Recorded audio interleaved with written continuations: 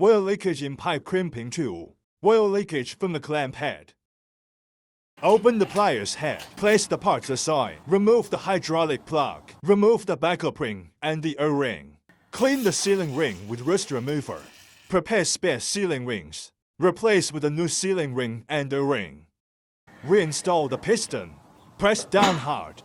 Hydraulic head spring installation. Screw on the pliers head. Confirm if the tool is being used properly. After discovering oil leakage from the oil return switch, push the oil return switch strut with a screwdriver. Unscrew the screw.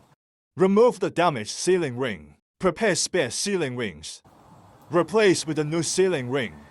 Screw on the return oil switch. Knock the return oil switch filler back with a hammer. Confirm if the tool is being used properly.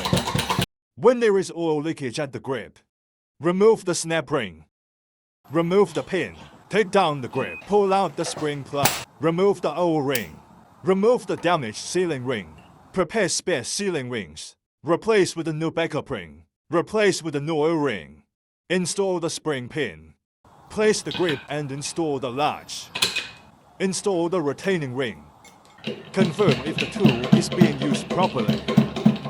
Oil nang appears to be aged and damaged. When there is oil leakage or maintenance is needed in the oil pan, open the bottom grip.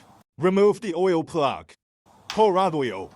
Remove the sealing ring from the oil bag. Prepare spare sealing rings. Install the sealing ring. Fill up with oil. Install the oil plug. Install the bottom grip. Confirm if the tool is being used properly.